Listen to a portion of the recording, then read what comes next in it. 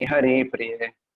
वाञ्छा कल्पतरुभ्यश्च कृपा सिन्धुभ्येव च पतितानां पावनेभ्यो वैष्णवेभ्यो नमो नमः।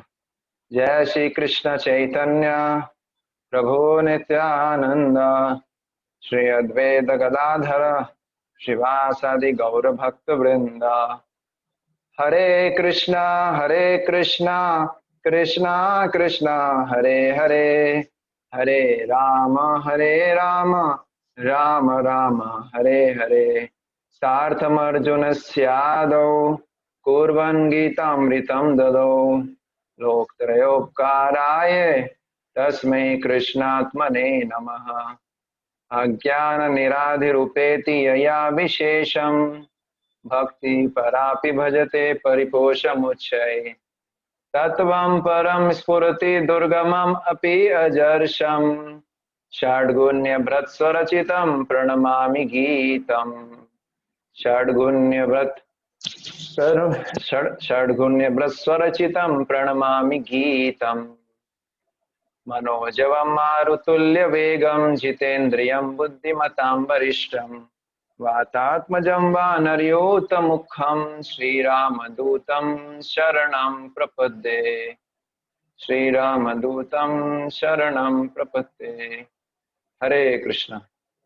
आप लोगों को मेरा आवाज आ रहा है? हरे कृष्ण। हरे, मेरे को आपका आवाज नहीं आ रहा। आप में से कोई कुछ बोलेगा?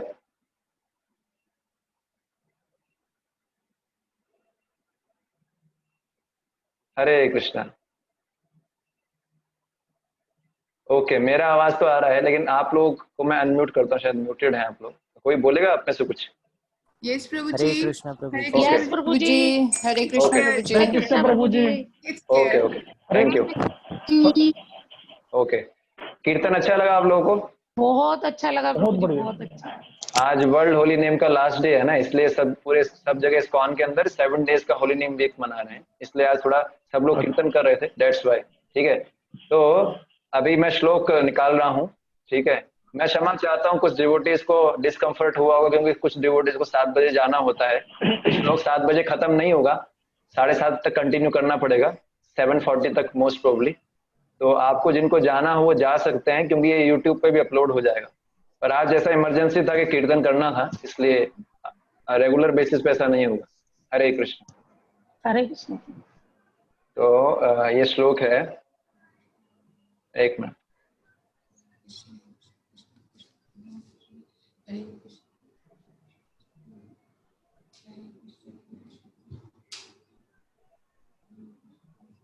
तस्माद् यस्य महाबाहो तस्मात् यस्य महाबाहो निगृहीतानि सर्वशः निगृहीतानि सर्वशः। ओके। इंद्रियाणि इंद्रियार्थेभ्यः इंद्रियाणि इंद्रियार्थेभ्यः। बाकी सब लोग नहीं उच्चारण कर रहे हैं, क्या बात है? म्यूटेड हैं क्या सर? तस्य प्रज्ञा प्रतिष्ठिता। तस्य प्रज्ञा प्रतिष्ठिता।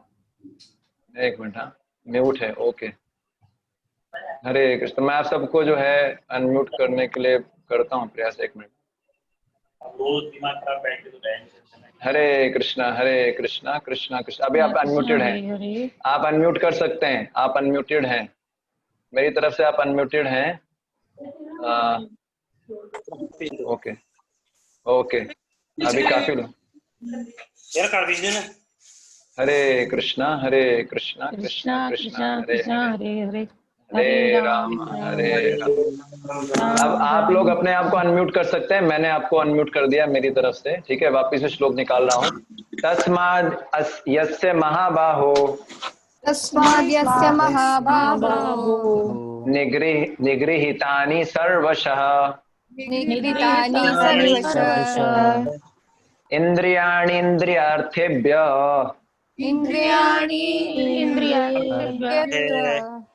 तस्य प्रज्ञा प्रतिष्ठिता।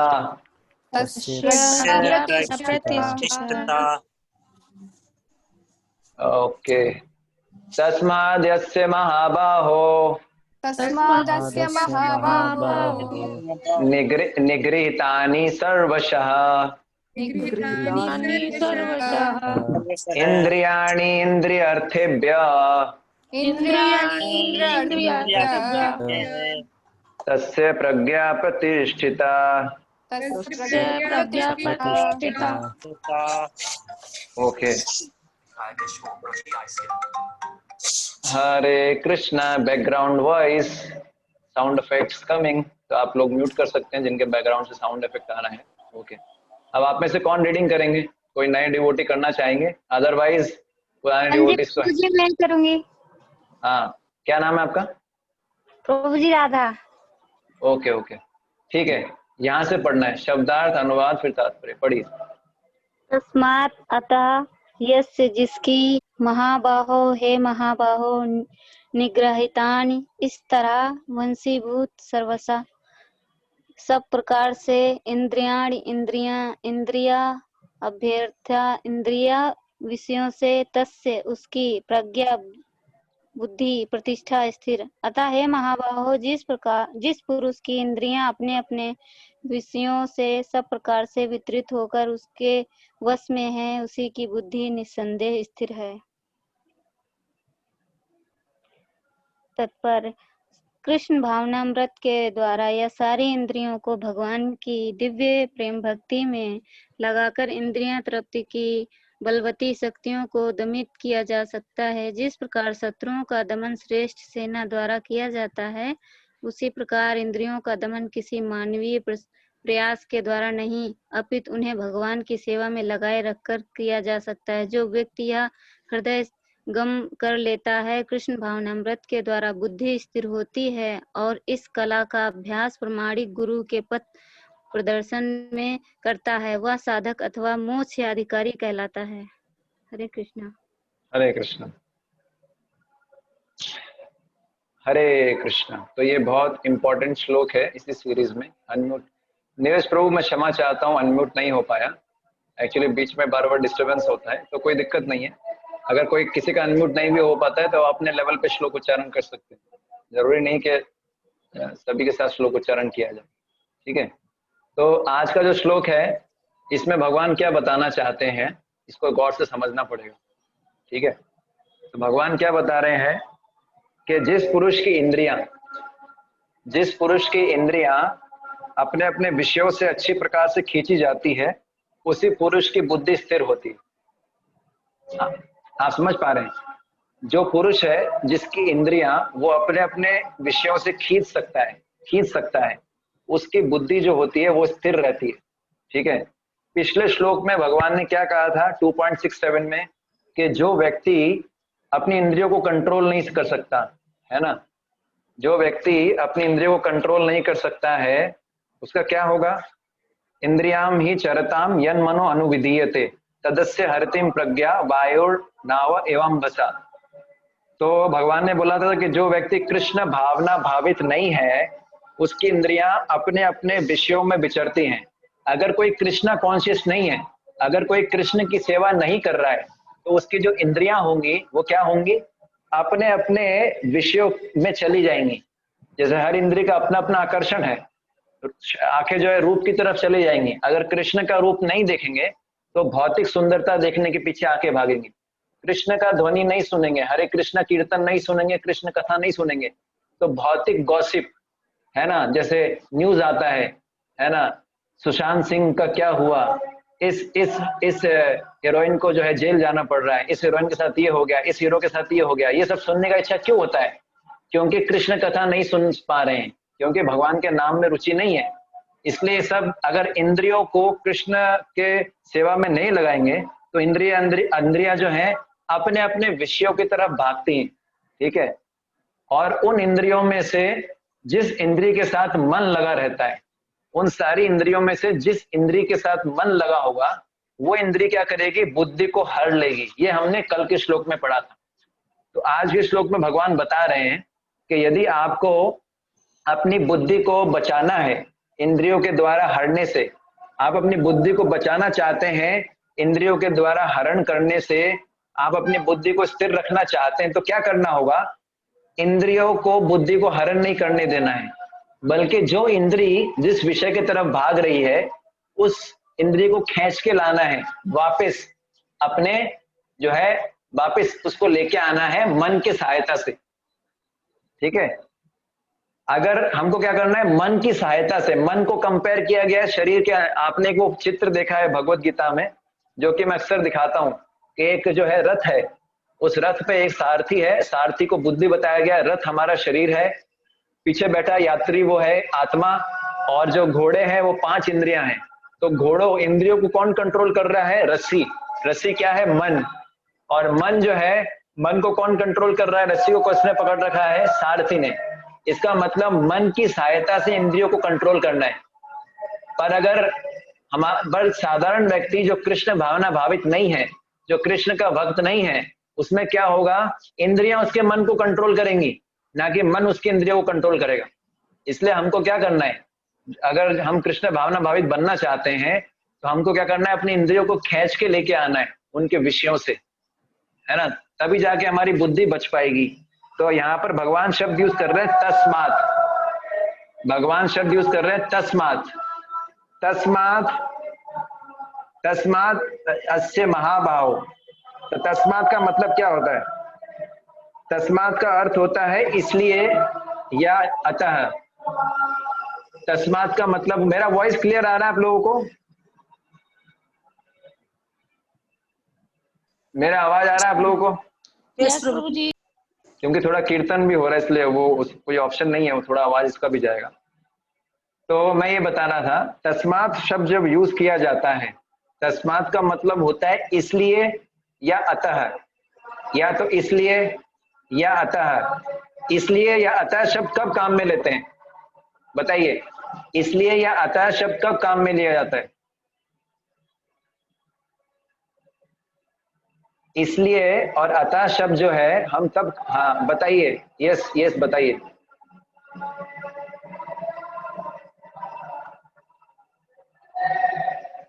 बताइए, म्यूट है, ओके। हाँ, थोड़ा जोर से बोलना पड़ेगा।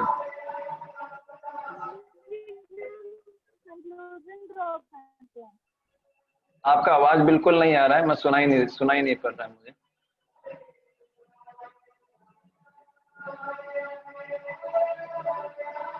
हाँ गुड। तो शिवम प्रभु जी ने बताया है कंक्लूजन, बिल्कुल सही बोला। तस्मात शब्द जब यूज करते हैं उसका मतलब होता है अतः या इसलिए।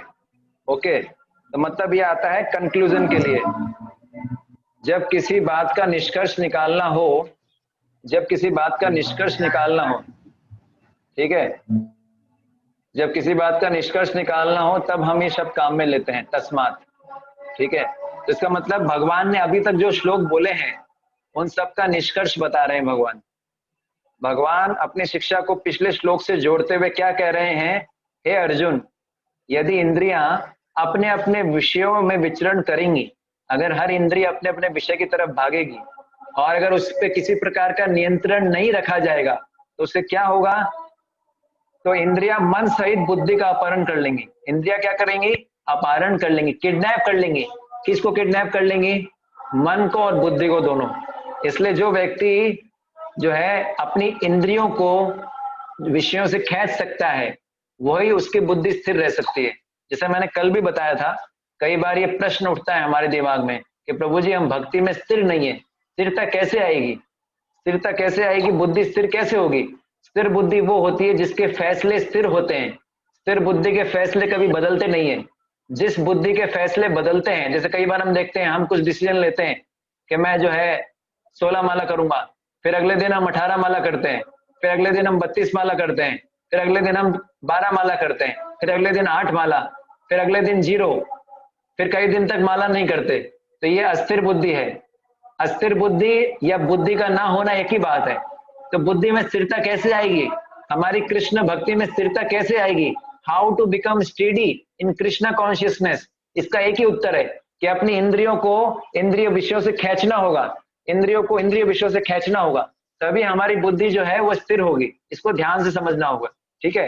तो यहाँ पर भगवान ने महाभाव शब्द का यूज किया है। महाभाव शब्द का मतलब क्या है कि महाभाव का अर्थ है ऐसा व्यक्ति जिसकी भुजाओं में महान बल है, ऐसा व्यक्ति जिसकी भुजाओं में महान बल है। तो ये किसके लिए काम में लिया जा रहा है? ये महाभाव शब्द जो है वो अर्जुन के लिए काम में लिया जा रहा है ना। तो भगवान अर्जुन को बोल रहे हैं, अर्जुन जिस प्रकार तुम अपनी भुजाओं से अनेक योद्धाओं के साथ युद्ध कर सकते हो, उसी प्रकार जो व्यक्ति अब एक साथ अपनी पांचों इंद्रियों को नियंत्रित कर सकता है उसी की बुद्धि स्थिर होगी। भगवान अर्जुन को बोल रहे हैं, अर्जुन के लिए महाभाव शब्द यूज किया क्योंकि अर्जुन एक साथ कई योद्धाओं से युद्ध कर सकते थे। तो भगवान उसको याद दिला रहे हैं कि तुम कई योद्धाओं के साथ युद्ध कर सकते हो, ठीक है ना। तो तुमको क्या करना पड़ेगा? अपनी इंद्रियों को भी नियंत्रित करना पड़ेगा, है ना। तो यहाँ पर बता रहे हैं कि जो व्यक्ति अपनी इंद्रियों को नियंत्रित कर सकता है उसी की बुद्धि स्थिर रहती है, सुरक्षित रहती है। तो यहाँ पर इंद्रियों की तुलना किससे की जा रही है? यहाँ पर इंद्रियों की तुलना की जा रही है शत्रुओं से।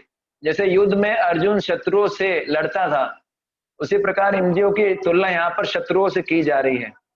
तो महाभारत में अर्जुन को महाभाव क्यों बोला है? इसके कई कारण है।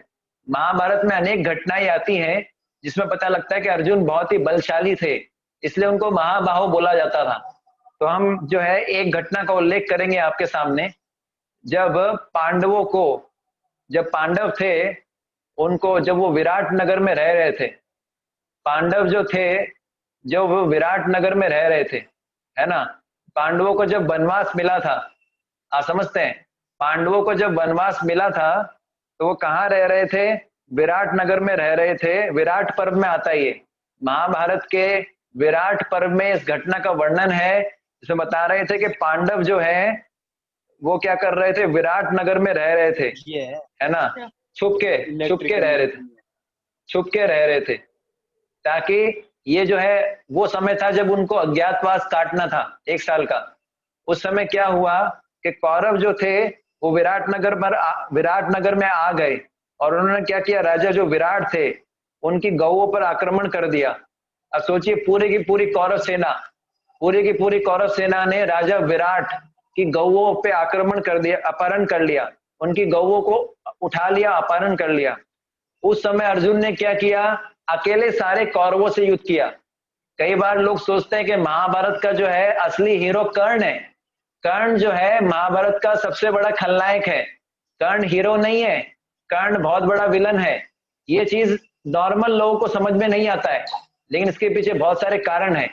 अर्जुन जो है, अर्जुन पे सारे कौरवों ने आक्रमण कर दिया था जिस समय ये घटना हुई थी, और फिर भी अर्जुन डरे नहीं। अर्जुन ने क्या किया? अर्जुन ने अपने बाणों की सहायता से सबसे पहले तो भीष्म देव की ध्वजा को काट गिराया। भीष्म देव जो थे उनके ध्वजा जो थी, उनके रथ पे जो ध्वजा थी उसको जड़ से काट गिराया। फिर अर्जुन ने दुशासन जो थे, दुशासन के धनुष को काट दिया और उनकी छाती पे कई तीर चलाए, उनकी छाती पे 5 बाण चलाए और उनको युद्ध भूमि से भगा दिया। इसके बाद अर्जुन ने विकर्ण, जो कौरवों के भाई थे, विकर्ण के ललाट पे एक बाण मारकर जो है रथ से नीचे गिरा दिया। और फिर जो है इसके अलावा जो है फिर सारे जो कौरव थे वो सब मिलके अर्जुन पे हमला करने लग गए बड़े सावधानी से। परंतु अर्जुन के अंदर असीम बल था, असीम बल, अर्जुन के अंदर बहुत बल था। तो उससे क्या हुआ? अर्जुन, जैसे बरसात होती है ना, बरसात, वैसे अर्जुन जो है बाणों की बरसात करने लग गए सब जगह से। जैसे पानी की बूंद गिरती है जब भारी बारिश होती है, वैसे अर्जुन क्रोधित होके बाणों की बरसात करने लग गए। बाण ही बाण चल रहे हैं। अर्जुन के हजारों बाण मनुष्यों और घोड़ों के शरीरों को छेद कर उनके लोहे के बने हुए कवचों के छिन्न भिन्न करके नीचे गिरा रहे थे। आप समझ पा रहे हैं? जैसे आपने ठंडी, अभी जैसे सर्दियां शुरू हो रही हैं, तो सर्दियों में क्या होता है कि दोपहर का सूर्य बड़ा गर्म होता है ना, बहुत गर्म होता है। उसी प्रकार से जब ये युद्ध हो रहा था राजा विराट के यहाँ पर अकेले अर्जुन में और बाकी सारे कौरवों में, तो उस समय जो था अर्जुन शत्रु सेना पे बाण वर्षा करते हुए लग रहे थे। जैसे सूरज जो होता है वो अपनी प्रचंड किरणें फैलाकर प्रकाशित होता है सर्दी के समय, दोपहर का सूरज, सर्दी के समय दोपहर का सूरज अपनी प्रचंड किरणें फैलाकर प्रकाशित होता है, उसी प्रकार से जो अर्जुन थे, उसी समय अर्जुन जो थे वो युद्ध के अंदर शत्रु सेना पे बाण वर्षा करते हुए सुशोभित हो रहे थे। आप समझ रहे हैं? और समय बहुत ही मतलब आप समझ पा रहे हैं, ऐसा ऐसी स्थिति थी कि है ना, किसी की गर्दन कट रही थी, किसी के हाथ कट रहे थे, है ना, और पूरा मैदान कुछ ही समय में जो है लाशों से भर गया, पूरा मैदान लाशों से भर गया। आप समझ गए थे? और जो है हाथियों की सूंड कट रही थी और घोड़े मर रहे थे। तो बहुत ही जबरदस्त स्थिति थी। और ये देख के अर्जुन बहुत कुपित हैं, क्रोधित हैं, सारे के सारे कौरव जो है भागने लग गए, सारे के सारे कौरव भागने लग गए। और फिर क्या हुआ जो है, अब आप तो जानते हैं कि अर्जुन कोई साधारण योद्धा नहीं है। अर्जुन का जो धनुष है उसको बोलते हैं गांडीव।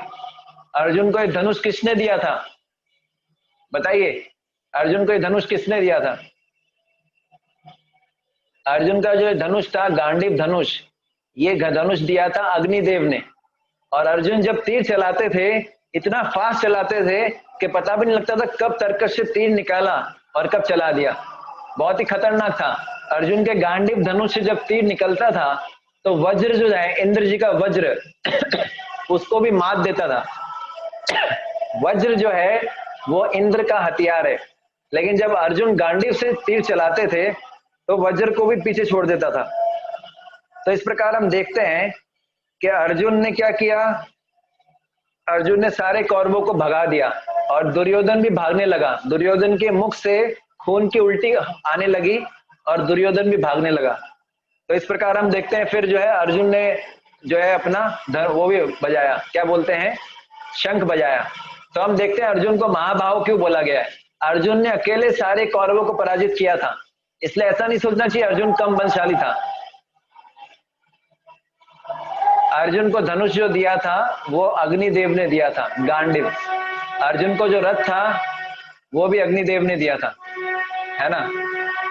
तो एक तो ये था। एक दूसरी घटना और है जिससे जो है पता लगता है कि अर्जुन बहुत महाबाहु थे।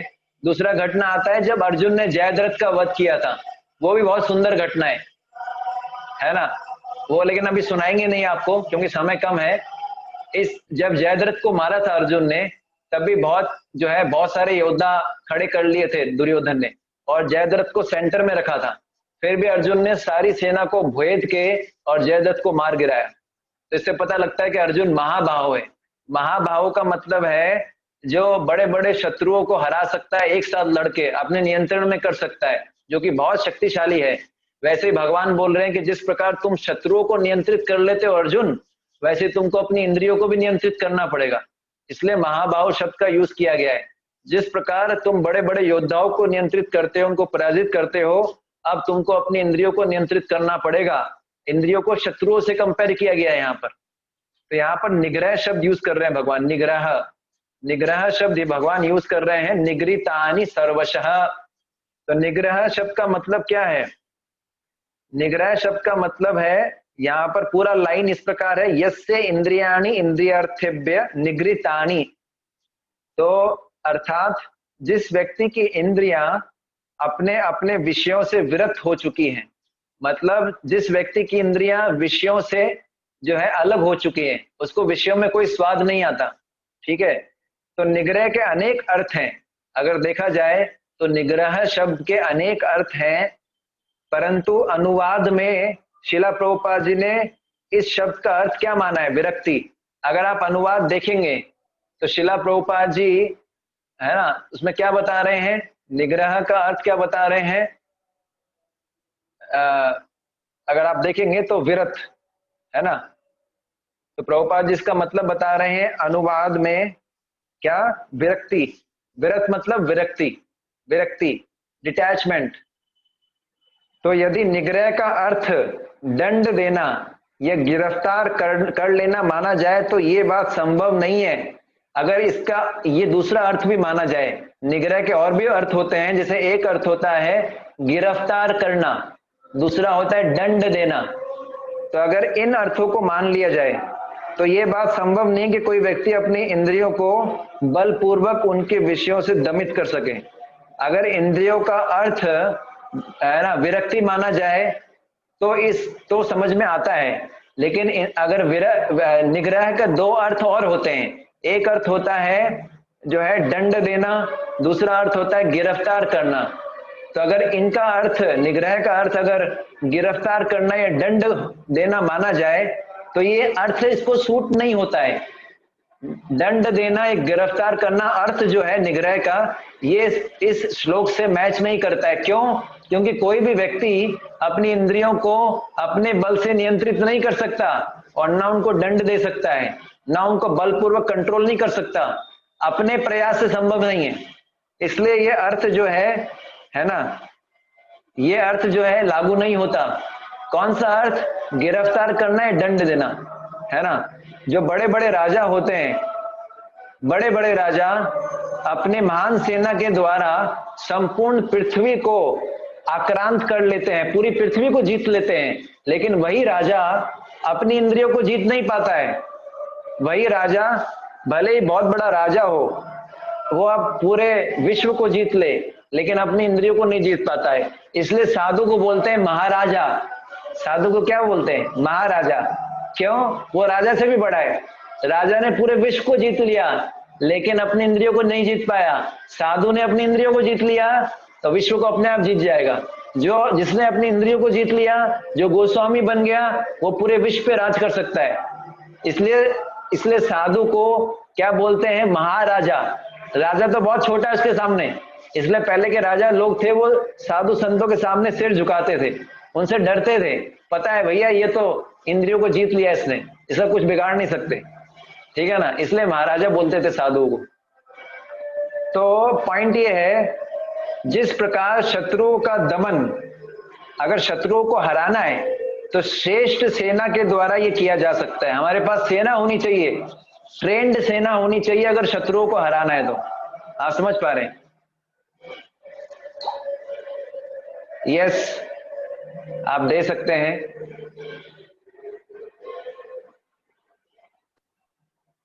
हाँ, अनम्यूट करना पड़ेगा आपको। कृष्ण हरे हरे, हरे कृष्णा।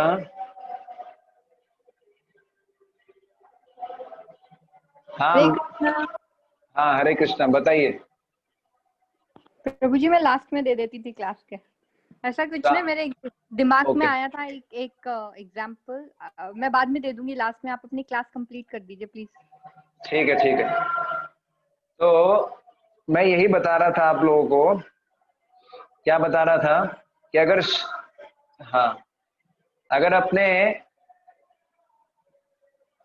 अगर कोई क्वेश्चन है तो लास्ट में पूछ सकते हैं। अगर कुछ आपको, अच्छा आवाज बहुत कम आ रही है। हरे कृष्णा, आवाज कम आ रही है मेरी?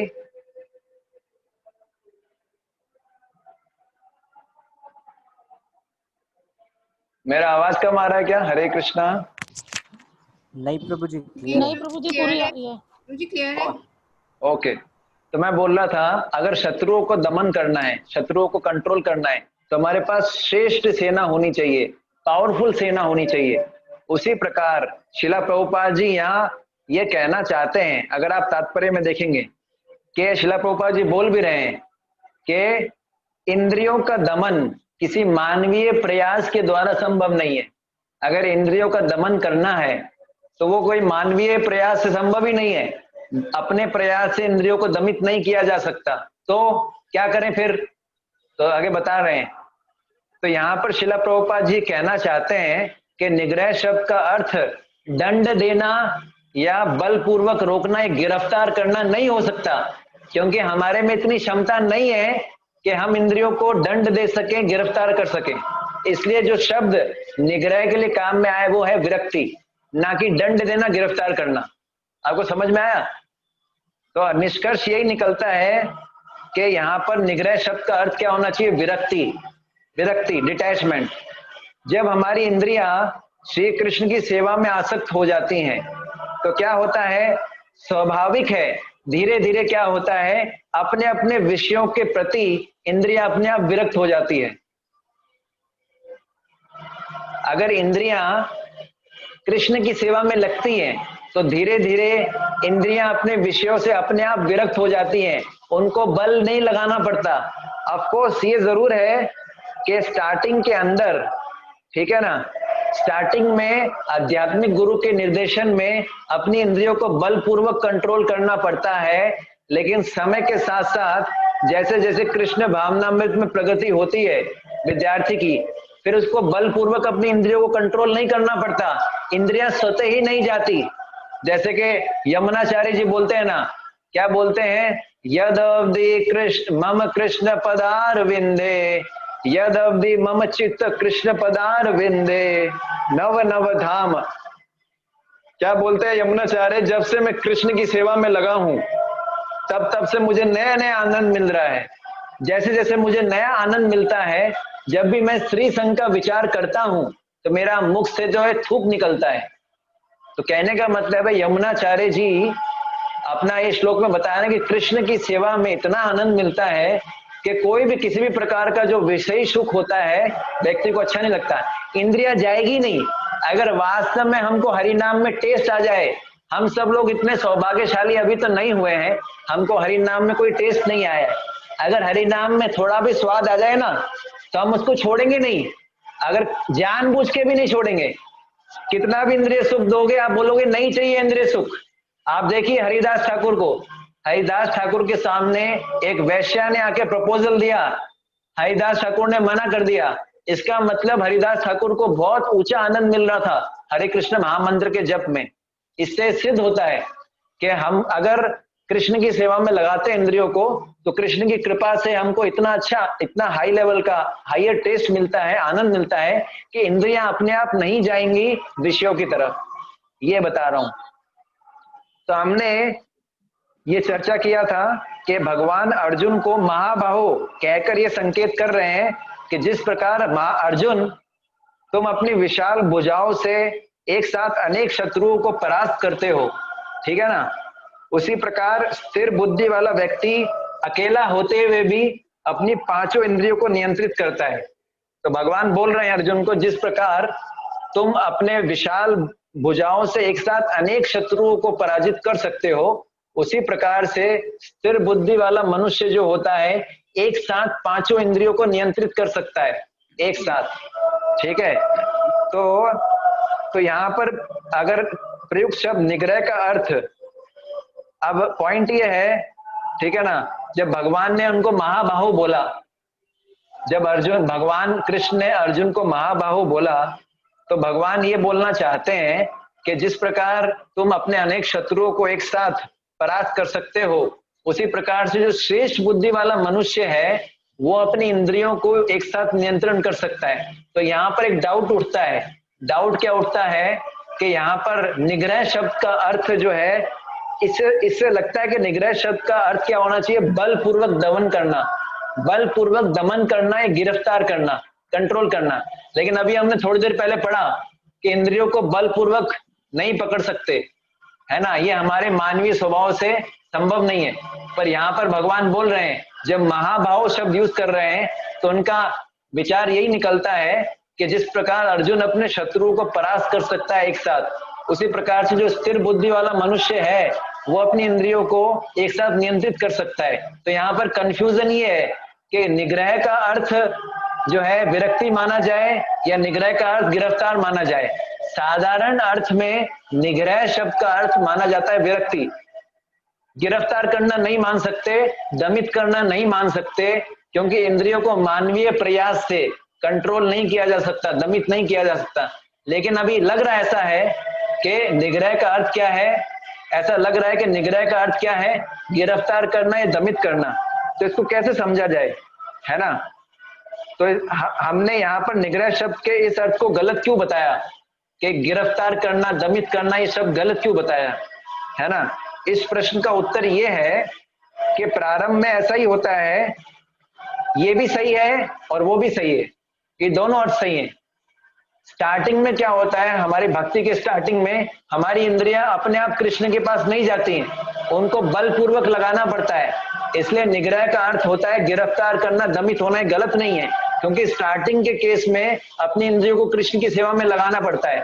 लेकिन जब कुछ समय बाद इंद्रियां कृष्ण की सेवा करती हैं तो ऑटोमेटिकली फिर बलपूर्वक नहीं लगाना पड़ता, फिर इंद्रियां खुद ही जो है कृष्ण की सेवा में जाती हैं। आपको समझ में आया? समझ में आया आप लोगों को? यस प्रभु जी। हाँ, तो इसलिए जो है निग्रह शब्द के दोनों तीनों मतलब हैं। स्टार्टिंग में अपनी इंद्रियों को बलपूर्वक कृष्ण की सेवा में लगाना पड़ेगा, उसके बाद धीरे धीरे इंद्रियां अपने आप जो है कृष्ण की सेवा करेंगी। इसमें उदाहरण देते हैं पीलिया रोगी का, बहुत सुंदर उदाहरण देते हैं। एक श्लोक याद आ गया मेरे को, तो हम एक श्लोक उच्चारण करेंगे, बहुत सुंदर श्लोक है, ये नेक्टर ऑफ इंस्ट्रक्शन में है। पीलिया रोगी से एक श्लोक याद आ गया और ये हरि नाम के ऊपर है, तो इस श्लोक को याद किया जा सकता है। मैं श्लोक निकाल रहा हूं, फिर हम श्लोक का उच्चारण करेंगे।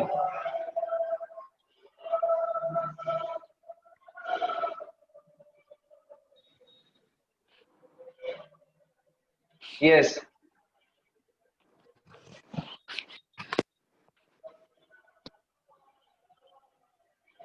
दिख रहा है आप लोगों को? यस प्रभु जी। तो ये बहुत फेमस श्लोक है और बहुत बार प्रभुपाद जिसको कोट करते थे, और मतलब इसको याद कर लेना चाहिए। तो इस श्लोक को उच्चारण कर सकते हैं। स्यात यात कृष्ण नाम कृष्ण नाम कृष्ण नाम चरितादि चरितापि सीतापि सीतापि अविद्या अविद्या एक मिनट, एक मिनट, कुछ भक्त लोग म्यूट है, तो मैं आपको अनम्यूट कर रहा हूँ, अपने आप अनम्यूट कर सकते हैं ना? मैंने सबको अनम्यूट कर दिया है, आप थोड़ा प्रयास कीजिए, आप अगर आप चाहेंगे तो अपने आप को अनम्यूट कर पाएंगे, ठीक है? तो मैं आप ही श्लोक निकाल रहा हूँ। स्यात् कृष्ण नाम चरितादि सीतापि अविद्या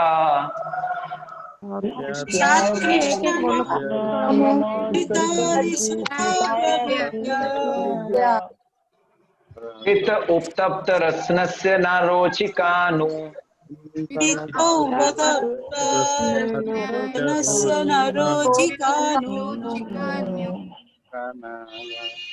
किंतु आदराद अनुदीनम खलु सेव जुष्टा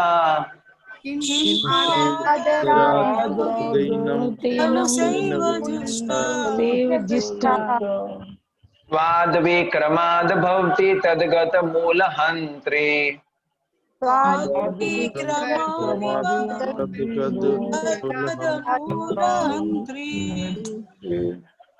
तो ये जो है बड़ा इंपॉर्टेंट श्लोक है।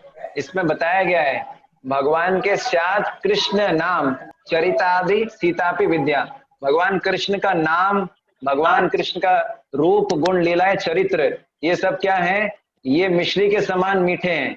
भगवान कृष्ण के नाम रूप गुण लीलाएं मिश्री के समान मीठी है।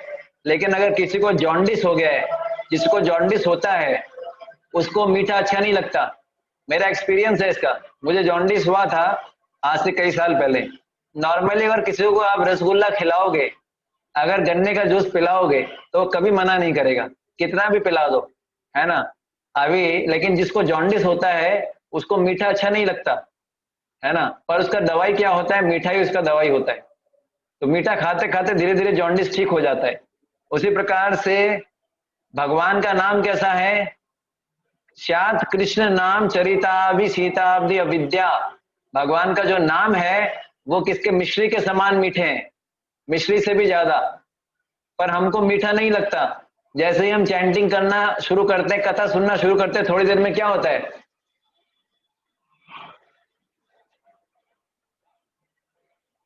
नींद आना शुरू हो जाता है ना? ये टाइम देखने लगते हैं, प्रसाद कब होगा, 9 कब बजेगा, प्रसाद कब होगा, दिमाग में विचार आता है। और जब करते हैं तो फटाफट इच्छा रहती है तो खत्म करो यार, खत्म करो फटाफट, खत्म खत्म खत्म खत्म करो इसको। जब खत्म करो फटाफट और दूसरे काम करने, क्यों? क्योंकि हमको टेस्ट नहीं है। क्यों? हमको अविद्या का जॉन्डिस हो गया है, काम क्रोध मद मोह मात्सर्य, ये हमको इसका जॉन्डिस हो गया। इसलिए जो है, इसलिए भले ही नाम लेने में रुचि ना हो, लेकिन लेते रहो, लेते रहो। इसलिए शिला भक्ति सिद्धांत सरस्वती महाराज बोलते थे, बोले रोज हरि नाम के बारे में पढ़ना चाहिए, रोज रोज हरि नाम के बारे में गुणगान करना चाहिए। इसलिए हम लोग रोज सुबह सुबह जपा टॉक करते हैं 10 मिनट के लिए, क्योंकि आज हमारी कलयुग में ऐसी स्थिति है कि हम हरि नाम की महिमा कितना भी सुनते हैं फिर भी भूल जाते हैं, इसलिए रोज सुनना पड़ेगा। ठीक है, अब यहाँ पर भगवान सर्वश शब्द यूज कर रहे हैं। यस्य इंद्रियाणि इंद्रियार्थ पे सर्वश निगृहीतानि। सर्वश का बहुत मतलब होते हैं, है ना। सर्वश शब्द के 3 मतलब हैं, सर्वश शब्द के 3 मतलब है, यहाँ पर हम चर्चा करेंगे। ठीक है, पहला मतलब क्या है सर्वश शब्द का? पहला मतलब है सर्वश शब्द का पूर्ण रूप से। तो इसका मतलब, इसको कैसे समझेंगे? इसका मतलब है पूर्ण रूप से। पूर्ण रूप से मतलब क्या है? यहाँ पर भगवान कह रहे हैं कि जिस व्यक्ति की इंद्रियां विषयों से पूर्ण रूप से विरक्त हो चुकी है, जिस व्यक्ति की इंद्रियां विषयों से पूर्ण रूप से विरक्त हो चुकी है, उसकी बुद्धि स्थिर है। इसका मतलब 100% इंद्रिया जो है, इंद्रिय विषयों से विरक्त हो जानी चाहिए। ठीक है ना। शिला प्रभुपाद जी बोलते थे, अगर आपके मन में चॉकलेट खाने की भी इच्छा है ना, तो इस भौतिक जगत में वापस आना पड़ेगा। अगर आपके मन में चॉकलेट खाने की भी इच्छा है तो इस भौतिक जगत में वापस आना पड़ेगा। इसलिए जब तक 100% विरक्ति नहीं होगा तब तक समस्या है। तो यहाँ पर बोल रहे हैं पूर्ण रूप से, मतलब 100% विरक्ति आना चाहिए। इसका चैतन्य महाप्रभु क्या बोलते हैं शिष्याष्टकम में? शून्यायितम जगत सर्वम गोविंद विरहेण में। चैतन्य महाप्रभु यही तो बोल रहे हैं। क्या बोल रहे हैं चैतन्य महाप्रभु? शून्यायितम जगत सर्वम गोविंद विरहेण में। हे गोविंद, आपके विरह में मुझे पूरा जगत क्या दिखता है? शून्य। हमारे केस में क्या है? हे गोविंद, माया के विरह में मुझे क्या दिखता है? समस्त जगत शून्य। ये हमारी स्थिति है, हमारी मतलब मेरी स्थिति है, आप लोगों की नहीं। आप लोग तो अच्छे भक्त हैं, मैं अपने बारे में बता रहा हूं कि ऐसा लगता नहीं है। चैतन्य महाप्रभु बोलते हैं आपके विरह में मुझे सारा जगत शून्य दिखता है, मतलब कोई मतलब नहीं। और मुझे ऐसा लगता है कि प्रभु माया के, मुझे माया नहीं होती आसपास में, तो क्या लगता है कि सारा जगत, कुछ आनंद नहीं है, माया का स्वादन नहीं किया, कुछ आनंद नहीं है। तो ये हमारी स्थिति है। हमारी मतलब मेरी। जब भी मैं हमारी बोलूं, आप डिफॉल्ट मतलब समझ लीजिएगा मेरी। ठीक है। दूसरा सर्वशः मतलब का अर्थ है सभी प्रकार से। सर्वशः शब्द का दूसरा अर्थ क्या है? सभी प्रकार से। तो यहाँ पर भगवान कह रहे हैं जिस व्यक्ति की इंद्रियां विषयों से सभी प्रकार से विरक्त हो चुकी है, सभी प्रकार से, उसकी बुद्धि स्थिर है ना। सभी प्रकार के उपायों से, आप समझ पा रहे हैं? तो जो कृष्ण भावना भावित व्यक्ति होता है वो ये जानता है कि कृष्ण भक्ति के अलावा कितने भी उपाय कर लो, है ना, कृष्ण भक्ति के अलावा कितने भी उपाय कर लो, इंद्रियों को तुष्ट करने के, इंद्रिया तुष्ट नहीं होगी, है ना। तो इसको कैसा है? इंद्रियों को भोगना मतलब क्या है? विष खाने जैसा। कैसा? विष खाने जैसा। हरि हरि विफले जन्म गुणाइनो राधा कृष्णा ना भजिया। सुना है ना, भजन सुना है? जानिया सुनिया विष खाइनो गोलोकेरा प्रेमा धना हरि नाम संकीर्तनम रति ना जन्मीले कैनु पाय। तो बोल रहे हैं मेरे को मनुष्य जन्म मिला लेकिन राधा कृष्ण का भजन नहीं किया। तो ये कैसा है? जानिया, जान के, सुन के, विष खाइनु, विष खाया। अगर मनुष्य जन्म मिलने के बाद भी राधा कृष्ण का भक्ति नहीं करते, उनका भजन नहीं करते, तो कैसा है? सुसाइड करने के समान है। और क्या बोल रहे हैं, गोलोकेरा प्रेम धन, कि ये जो हरिनाम है ये एक्सपोर्टेड है, गोलोक से आया है, ये प्रेम धन है वहां का, ये वहां की वेल्थ है। पर प्रॉब्लम क्या है, हम इसका रतीना के न उपाय, रतीना जन्मिलु के न उपाय, मेरा कोई इसके प्रति इंटरेस्ट नहीं है। इसलिए चैतन्य महाप्रभु बोलते हैं, क्या बोलते हैं चैतन्य महाप्रभु, दूसरा श्लोक क्या है शिष्टाष्टकम का, चैतन्य शिष्टाष्टकम का दूसरा श्लोक क्या है, कौन बताएंगे?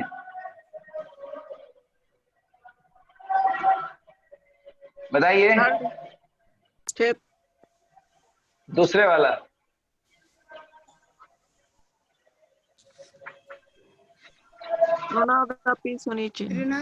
ये तीसरा है, दूसरे वाला, सेकेंड वन।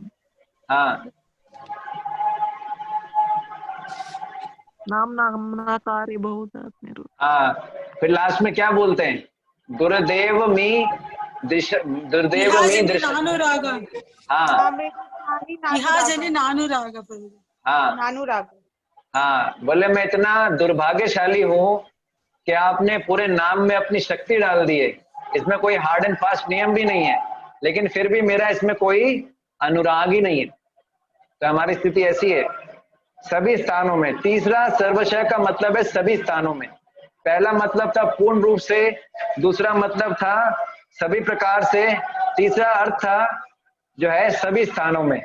मतलब भगवान कह रहे हैं कि जिस व्यक्ति की इंद्रियां विषयों से, है ना, सभी स्थानों से विरक्त हो चुकी है, तो जो लोग भारत में रहते हैं वो कहाँ जाना चाहते हैं, अमेरिका जाना चाहते हैं। क्यों? उनको लगता है अमेरिका में जाऊंगा तो आनंद मिलेगा जो भारत में नहीं मिला, और जो अमेरिका में है वो सोचते हैं भारत में आनंद मिलेगा, और दोनों मूर्ख बनाए जाते हैं, ना अमेरिका वालों को आनंद मिलता है ना भारत वालों को।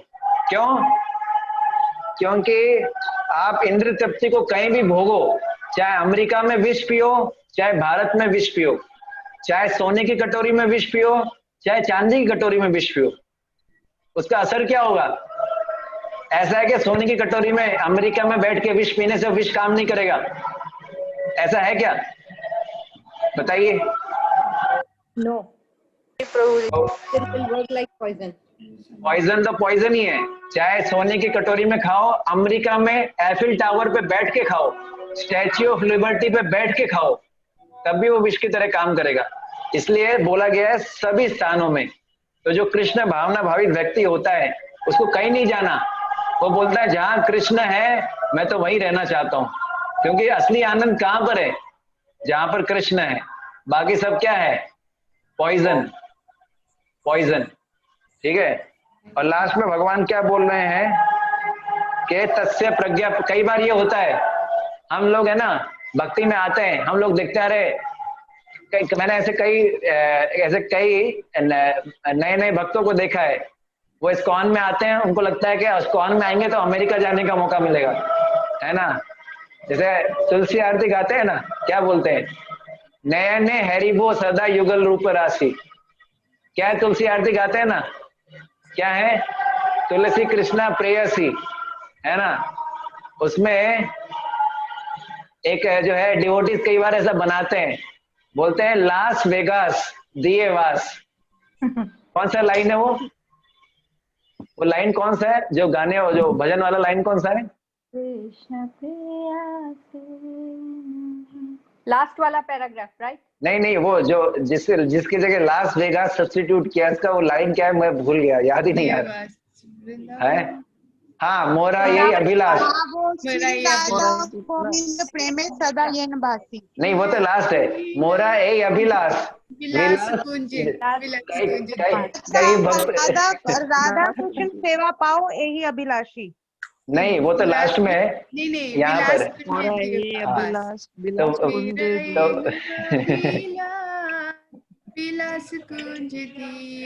वहां पर कुछ भक्त तो ऐसा बोलते हैं, लास वेगास दिए वास, मोरा यही अभिलाष, लास वेगास दिए वास।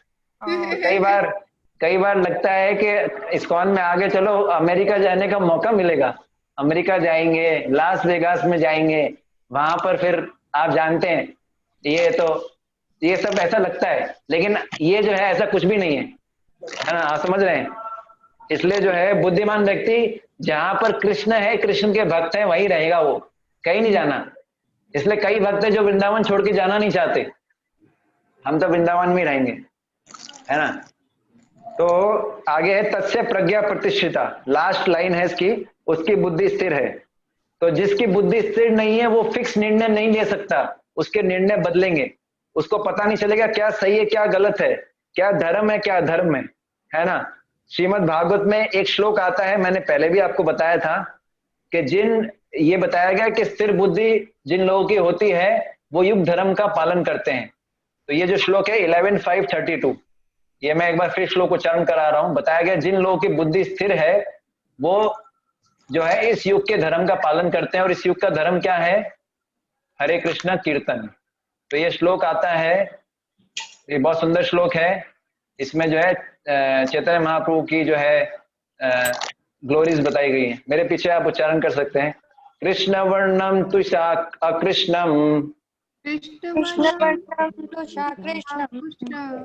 एक मिनट ना, कुछ भक्त लोग म्यूटेड है, तो मैं जो है अनम्यूट कर रहा हूँ। आप अपने आप अनम्यूट कर सकते हैं, मैंने अनम्यूट कर दिया है, ठीक है। कृष्ण वर्णम तुषा कृष्णम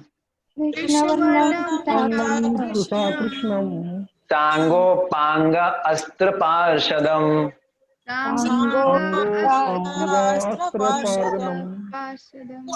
यज्ञै संकीर्तन प्रायैर् यजन्ति ही सुमेधसः। तो ये जो श्लोक है इसमें क्या बताया गया है कि कलयुग में जिन लोगों की बुद्धि स्थिर होगी, कलयुग में जिन लोगों की बुद्धि स्थिर होगी, उन कैसे पता लगेगा किसी व्यक्ति की बुद्धि स्थिर है? ये कैसे पता लगेगा? कलयुग में जिन लोगों की बुद्धि स्थिर होगी वो लोग क्या करेंगे? भगवान की पूजा करेंगे। कैसे करेंगे? संकीर्तन यज्ञ के द्वारा।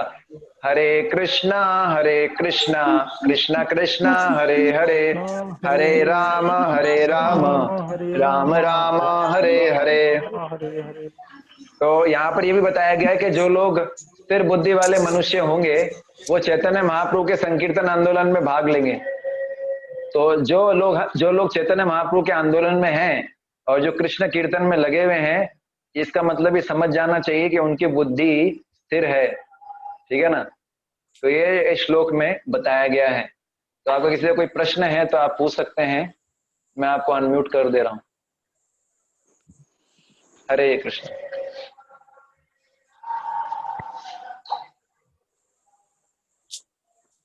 हरे कृष्णा। हरे कृष्ण माता जी।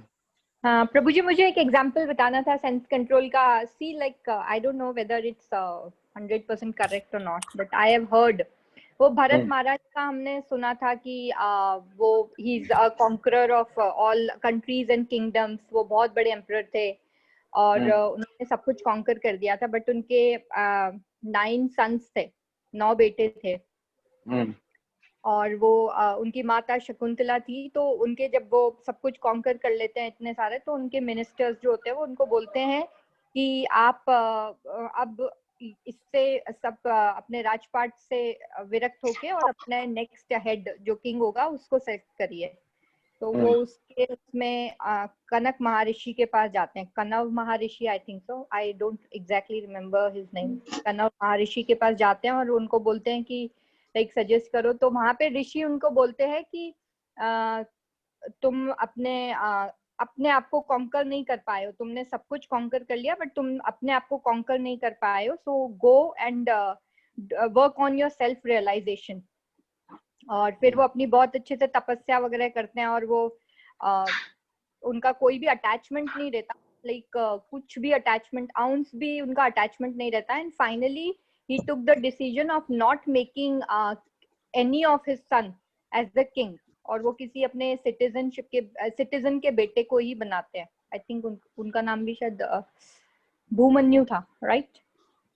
मैंने, हो सकता है ये, मतलब पर मैंने सुना नहीं है उदाहरण, मैं थोड़ा श्योर नहीं कह सकता, हो सकता है ये आप बता रहे हैं तो होगा, लेकिन मैंने इसके बारे में आज तक सुना नहीं है। तो सेंस कंट्रोल के, हाँ सेंस कंट्रोल, लाइक उन्होंने सेंस कंट्रोल कैसे किया कि उन्होंने जैसे पुत्र मोह निकाल के 9 बेटों में से जब उनकी माता को पता चला तो उनके माता ने उनको बोला कि ये तुम फर्स्ट फादर हो जिसने अपने एक भी बेटे को उस गद्दी के लायक नहीं समझा, और तुमने अपने सिटीजन्स में से ही, मतलब नागरिकों में से ही एक जने को, भूमन्यु उनके थे, तो उन्होंने अपनी माता को बोला था कि मैं पिता के साथ साथ एक रिस्पॉन्सिबल किंग भी हूँ, तो मुझे उस रिस्पॉन्सिबिलिटी देखनी है और आगे किंगडम को संभालने के लिए। तो I think this is also sense control की उनका मोह निकल गया और उन्होंने सेंस कंट्रोल किया और उन्होंने ये डिसीजन लिया। तो कई उदाहरण हो सकते हैं, मतलब सटीक उदाहरण तो वैसे ये है एक उदाहरण, लेकिन ये उतना सटीक नहीं क्योंकि इसमें क्या है, मोह का रोल ज्यादा है। एनीवे, पर बहुत सारे उदाहरण है सेंस कंट्रोल के, तो जैसे हरिदास ठाकुर का है सबसे बेस्ट, हाँ, है ना? तो है। हाँ, तो ऐसा करके, तो आपका किसी का कोई प्रश्न हो तो आप पूछ सकते हैं इस श्लोक से संबंधित। हरे कृष्णा प्रभु जी। हाँ, अभी आवाज बहुत आपका सही आ रहा है, पहले नहीं आ रहा। जी प्रभु जी। प्रभु जी, हाँ। एक क्वेश्चन था, इससे पहले एक श्लोक में बताया गया था कि जैसे इंद्रिय के जो विषय होते हैं, अगर उनमें इंद्रियां एंगेज होंगी तो वो मन का हरण कर लेंगी। और इससे पहले वाले श्लोक, हाँ जी इससे पहले वाले श्लोक में, जस्ट पहले वाले श्लोक में। लेकिन इसमें प्रभु जी थोड़ा सा बताया जा रहा है कि जैसे मन की सहायता से इंद्रियों को खींच कर लाना है, तो प्रभु जी यहाँ पे ये दोनों जो चीजें हैं थोड़ी कॉन्ट्रडिक्टरी लग रही हैं। कॉन्ट्राडिक्टरी इसलिए है, इससे पहले वाले श्लोक में बताया गया था कि जो कृष्ण की सेवा में नहीं लगा हुआ है, कृष्ण की सेवा में नहीं लगा हुआ है, तो क्या होगा कि उसकी इंद्रियां अपने अपने विषयों में लगी होंगी। तो अपने अपने विषयों में लगी होंगी तो क्या होगा, जिसको ऐसे समझिए, आपने वो घोड़े वाला पिक्चर देखा है ना भगवत गीता में, जिसमें 5 घोड़े हैं, एक सारथी है, एक रस्सी है। जो कृष्ण की सेवा में लगा होता है उसकी इंद्रियां जो होती हैं, जिस व्यक्ति की इंद्रियां कृष्ण की सेवा में लगी होती हैं, तो वो इंद्रियां जो है खाली नहीं होती विषयों में जाने के लिए। तो इंद्रियां जो जिस व्यक्ति की इंद्रियां कृष्ण की सेवा में लगी होती है, उस व्यक्ति की इंद्रियां जो होती हैं वो अपने आप ही इधर उधर नहीं भागती। तो जो कल का श्लोक मैंने बताया था उसमें पॉइंट ये था, अगर कोई कृष्ण की सेवा में नहीं लगा हुआ है तो क्या होगा, उसकी इंद्रियां अलग अलग विषयों की तरफ भागेगी। एक घोड़ा भागेगा इस तरफ, दूसरा घोड़ा इस तरफ, तीसरा घोड़ा किसी दूसरे डायरेक्शन में। फिर क्या होगा, रस्सी जो है मन है, तो घोड़े अनकंट्रोल होंगे, तो क्या होगा कि सारथी को तकलीफ होगी इसको कंट्रोल करने में। अगर 5 घोड़े अलग अलग डायरेक्शन में भागेंगे तो मन रस्सी को भी अपने साथ ले जाने की कोशिश करेंगे। तो अनटिल अनलेस अगर बुद्धि शक्तिशाली नहीं होगा, अगर सारथी शक्तिशाली नहीं होगा, तो वो रस्सी को कंट्रोल नहीं कर पाएगा, मतलब घोड़ों को कंट्रोल नहीं कर पाएगा। तो कल के श्लोक में मैंने ये बताया था कि अगर कोई कृष्ण की सेवा में नहीं लगा हुआ है, इसका मतलब उसकी बुद्धि जो है स्पिरिचुअलाइज नहीं होगी, उसकी बुद्धि स्ट्रांग नहीं होगी, तो वो अपनी इंद्रियों को कंट्रोल नहीं कर पाएगा। और जिस व्यक्ति की इंद्रियां कृष्ण की सेवा में नहीं लगी हुई है तो माया की सेवा में लगेगी। अगर एक भी इंद्री अगर फ्री है तो वो इंद्रिय अपने विषय की तरफ भागेगी, और विषय की तरफ भागेगी तो वो मन को भी अपने साथ खींचेगी। अगर मन को अपने साथ खींच लिया तो फिर जो है बुद्धि का हरण हो जाएगा। मतलब अगर एक भी इंद्री, एक भी घोड़ा अगर जो है अनकंट्रोल हुआ तो वो क्या करेगा, सारथी को बहुत जोर आएगा उसको कंट्रोल करने में, है ना, और हम अपनी डायरेक्शन से भटक सकते हैं। आप समझ रहे हैं। लेकिन आज के श्लोक में बताया जा रहा है अगर कोई व्यक्ति कृष्ण की सेवा में लगा हुआ है तो उसकी इंद्रियां जो है अगर वो विषय की तरफ भागती भी हैं, हालांकि कृष्ण की सेवा में कोई लगा हुआ है तो उसकी इंद्रियां विषयों की तरफ भागेगी नहीं, लेकिन भगवान यहाँ पर बता रहे हैं इनिशियली हमारी इंद्रियां जो होती हैं नेचुरली कृष्ण की सेवा में नहीं लगती हैं, उनको लगाना पड़ता है। तो पॉइंट ये है, यहाँ पर ये बता रहे हैं कि स्टार्टिंग में जब हम नए भक्त होते हैं, जैसे अभी हम सब नए भक्त हैं, तो हमको क्या करना चाहिए, इंद्रिया विषयों की तरफ भागती है तो उनको खींच के लेके आओ और मन की सहायता से उनको कृष्ण की सेवा में लगाओ। और मन को कैसे लगाओगे कृष्ण से, जब हम ये प्रवचन सुनते हैं, सब ज्ञान सुन रहे हैं, ये लेक्चर सुनते हैं, पुस्तक पढ़ते हैं, और जब चैंटिंग करते हैं तो हमारे बुद्धि को स्ट्रेंथ मिलता है, हमको पता चलता है क्या सही है क्या गलत है। तो जब ये पता चलता है क्या सही है क्या गलत है तो हमको अपने मन को समझाना चाहिए, मन को शिक्षा देनी चाहिए। इसको बोलते हैं मन शिक्षा। मन को समझाना चाहिए कि कृष्ण की सेवा करना चाहिए, कृष्ण की सेवा नहीं करोगे तो कष्ट मिलेगा। तो फिर जब मन को समझाते हैं, मन को समझाएंगे तो क्या होगा, मन ही इंद्रियों को कंट्रोल करेगा। लेकिन ये समझाएगा कौन? बुद्धि। और ये कैसे होगा? ये तब होगा जब कृष्ण की सेवा में लगेंगे। तो कृष्ण हमको जो है, कृष्ण की सेवा में लगने से क्या होगा, जब हम कृष्ण की सेवा, मतलब जैसे हम भगवत गीता अभी आप सुन रहे हैं, ये भी कृष्ण की सेवा करना है बुद्धि से। भगवत गीता को सुनना, उसका अध्ययन करना, भगवान बोलते हैं गीता में कि बुद्धि से मेरी पूजा करना है। भगवत गीता को सुनना, भगवत गीता को पढ़ना, बुद्धि से मेरी पूजा करना है, या बुद्धि से भगवान की सेवा करना है। तो अभी आप क्या कर रहे हैं? कृष्ण की सेवा कर रहे हैं ना, भगवान कृष्ण की सेवा कर रहे हैं गीता सुन के, गीता पढ़ के। तो क्या हो गया, बुद्धि आपकी स्ट्रांग हो गई। फिर बुद्धि जैसे ही मन इधर उधर जाएगा तो बुद्धि क्या बोलेगी, नहीं गलत, ये गलत है। तो मन कंट्रोल में आएगा। फिर मन जो है, मन की सहायता से इंद्रियों को आप कंट्रोल में करेंगे। तो कल के श्लोक में ये था कि जो कृष्ण की सेवा में नहीं लगा हुआ है उसकी बुद्धि स्थिर नहीं हो सकती, उसकी बुद्धि दिव्य नहीं होगी, उसको पता नहीं होगा क्या सही है क्या गलत है। तो वो क्या करेगा, उसकी इंद्रियां इधर उधर भागेंगी और मन को हर लेंगी, और मन जो है इंद्रियों के साथ चला जाएगा और उसकी बुद्धि भी चली जाएगी, क्योंकि उसका जो सारथी होगा, बुद्धि रूपी सारथी, वो कमजोर होगा, है ना। उसको पता नहीं होगा क्या सही है क्या गलत है। और लेकिन जो व्यक्ति कृष्ण की सेवा में लगा हुआ है, उसकी बुद्धि जो है, उसका जो सारथी है, बुद्धि रूपी सारथी, वो स्ट्रांग होगा, उसको पता होगा क्या सही क्या गलत है। तो वो मन को कंट्रोल करके रखेगा, रस्सी को टाइट पकड़ के रखेगा, और रस्सी को टाइट पकड़ लिया तो इंद्रियां भागेंगी नहीं, इंद्रियां कंट्रोल में रहेंगी। आपको समझ में आया? जी प्रभु जी, लेकिन कभी कभी ऐसा होता है कि हम बहुत अच्छे भगवान के लिए फीलिंग बहुत अच्छी डेवलप कर लेते हैं, सोचने लगते हैं हमको भगवान बहुत प्रिय हैं, और मन ऐसे कर करके प्रभु जी हमको धोखा दे देता है। ये सारी फीलिंग तो डेवलप कराता है, लेकिन जैसे ही चैंटिंग का वक्त आता है हमारा, मतलब वो सारा जो भावना होता है वो खत्म हो जाता है, मन नहीं लगता है चैंटिंग में। तो प्रभु जी ऐसे समय में मन को या बुद्धि को कैसे स्ट्रॉन्ग किया जाए? और जैसे आप बता रहे हैं कि कल या परसों में एक एग्जाम्पल भी दिया था दर्पण वाला, कि जैसे बुद्धि में अगर धूल जम जाएगी तो हम उसको देख नहीं पाएंगे, सही निर्णय नहीं ले पाएंगे। तो प्रभु जी ऐसे केस में क्या करना चाहिए जब मन भटक जाता है? हमको फील कराता है, एक सहजियापन दिला देता है कि हम फील तो कर रहे हैं भगवान के लिए, लेकिन जैसे ही चैंटिंग का वक्त आ रहा है हमारी जो असली भक्ति है वो नजर आ जाती है। मैंने एक श्लोक बताया था आपको, वो श्लोक था नास्तिर बुद्धिर अयुक्तस्य ना च युक्तस्य भावना ना च भावेत शांतिर अशांतस्य कुतः सुखम। उसमें मैंने बताया था कि अगर हमारी इंद्रियां कृष्ण की सेवा में नहीं लगी होगी तो हमारी बुद्धि स्थिर नहीं होगी, और हमारी बुद्धि अगर स्थिर नहीं होगी तो हमारे मन में सेवा भावना नहीं आएगी। तो अगर बिना कृष्ण की सेवा में लगे हुए अगर हमारे अंदर कोई भावना आ रही है तो वो सहजियापन होता है, वो मन धोखा देता है। इसलिए सबसे बेस्ट है, मैंने बताया था आप लोगों को कि मन की बात नहीं माननी है। मन कोई भी लॉजिक दे उसको निग्लेक्ट कर दो, और जहां पर डाउट आता है वहां अपने मेंटर से, काउंसलर से पूछना चाहिए। मन की कोई बात नहीं माननी, अपने आप को ऐसे ट्रेन करना है कि मन को निग्लेक्ट कर दो, जो मन बोलता है उसको निग्लेक्ट कर दो, तभी हम आगे बढ़ सकते हैं भक्ति में। वरना मन जो है हमको इधर उधर भगाता है और मन हमारा दूषित है। इसलिए जो है पॉइंट ये है कि मन की बात नहीं माननी चाहिए, मन जो बोलता है उसके अपोजिट करना चाहिए, और जहां पर डाउट आता है वहां पूछ लेना चाहिए अपने मेंटर से, गाइड से, है ना। और दूसरा जो है, आचार्य लोग बोलते हैं, श्रील भक्ति सिद्धांत सरस्वती महाराज बोलते थे कि रात को सोने से पहले जो है 100 जूते मारने चाहिए मन को, और सुबह उठते ही 100 झाड़ू मारनी चाहिए। मतलब मन को सोने से पहले 100 बार जो है कोसना चाहिए कि तुमने क्यों ऐसा गलती किया, तुमने डिसाइड किया था ना, आज हमने डिसाइड किया था कि हम किसी भक्त में दोष नहीं देखेंगे, क्यों देखा। जैसे 100 बार कोसो मन को गाली दो 100 बार, और जब उठते हैं तो 100 बार झाड़ू से पीटना चाहिए मन को।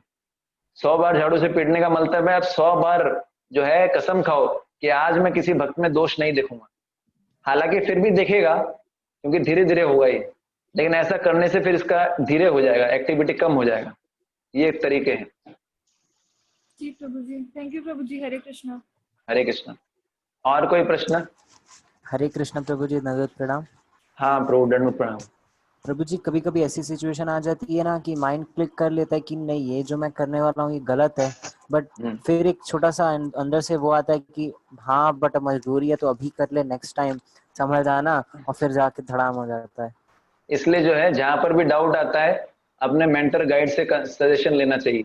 जैसा भी थोड़ा डाउट आए, ask, go to devotees for help, devotees से सजेशन लो, स्पेशली आपके जो मेंटर है उनसे पूछना चाहिए, है ना। जब जहां पर भी डाउट हो, जहां पर भी डाउट हो पूछ लो। बट प्रभु जी कभी कभी ऐसी सिचुएशन आती है कि वो इंस्टेंट होता है, तुरंत के लिए रहता है, क्या करें क्या ना करें, अब तो फिर ऐसा कुछ ऐसा छोटा सा टिप एटलीस्ट उस टाइम के लिए उसको काट सके। तो कुछ मत करो, पेशेंस रखो, उस समय कोई एक्शन मत लो, हरे कृष्णा जपो, दैट्स ऑल। उस समय एक्शन मत लो कुछ भी। अगर वो सही है तो अपने आप जो है दोबारा वो चीज आपके पास आएगी। तुरंत एक्शन नहीं लेना चाहिए, रुक जाओ, हरे कृष्णा चैंटिंग करने लग जाओ, भगवान से प्रार्थना करो, तुरंत एक्शन मत लो। और कोई प्रश्न? धन्यवाद प्रभु जी, हरे कृष्णा। हरे कृष्ण। और कोई क्वेश्चन है किसी का? ठीक है, आप लोग का बहुत बहुत धन्यवाद। हरे कृष्णा। जगत गुरु शिला प्रभुपाद की जय। निताई गौर प्रेमानंदे। हरे हरे।